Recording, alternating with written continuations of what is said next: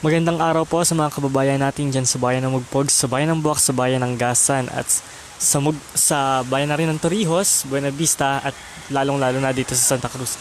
Ito po ang current situation dito sa Santa Cruz, particular sa barangay Matalaba.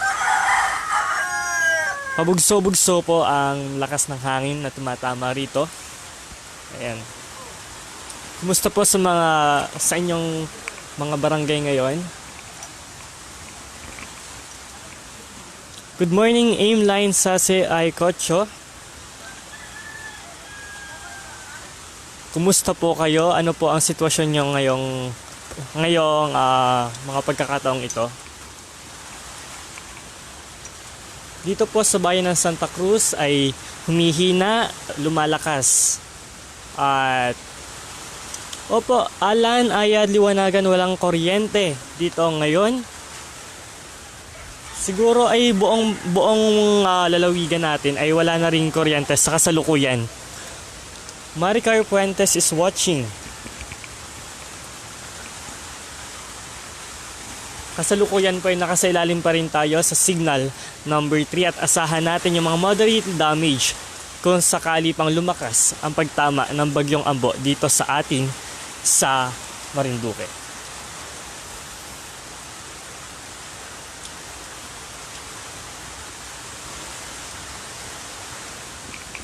Kumusta po sa inyong mga kinalalagyan ngayon, sa inyong mga barangay? Alam naman nating lahat na wala ng kuryente sa kasalukuyan.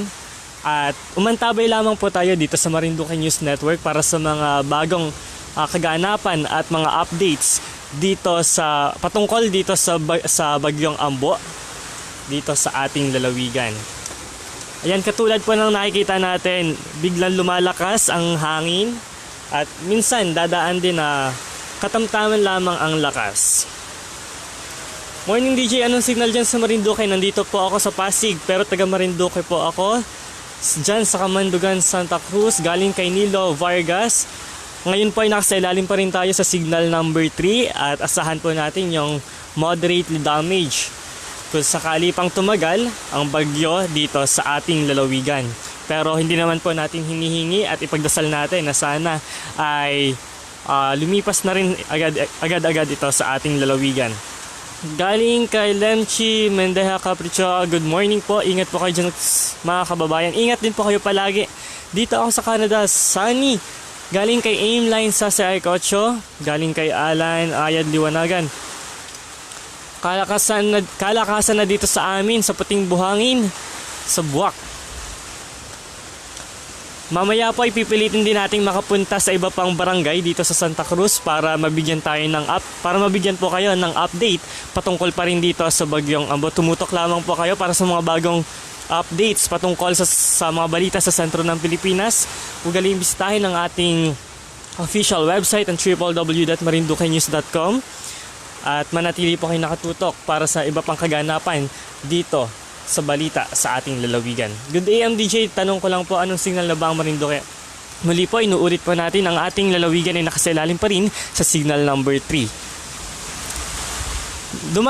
Jefferson Rosales, dumadaan din namang kalma pero hindi natin inaasahan yung biglang lakas ng pagbugso ng hangin dito sa ating lalawigan. Ano po ang sitwasyon po ninyo ngayon dyan sa inyo? Malakas po ba ang hangin? Ang alam lang po ng lahat ay wala na pong kuryente. At normal naman po yan dito sa ating lalawigan.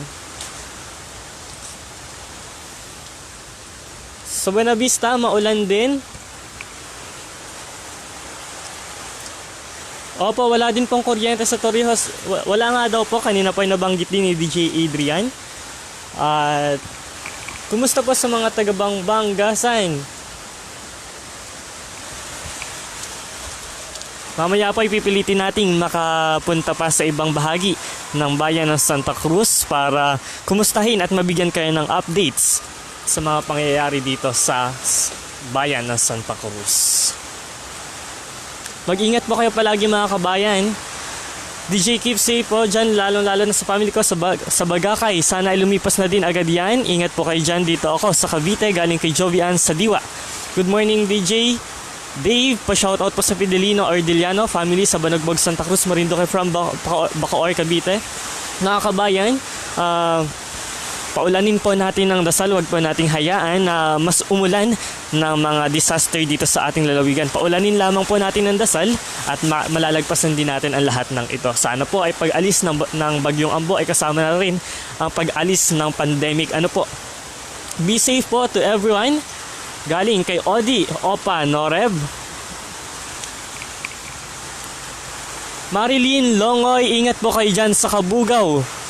Ingat kayo dyan, galing kay Tantan Rocha. Mag-ingat din po kayo palagi mga kabayan. At muli po inuulit ko, paulanin po natin ng dasal para malagpasan natin ang pandemic na ito. At para malagpasan na rin natin ang nararanasan nating sakuna o bagyo. Galing kay Joshua Ray, ingat po kayong lahat.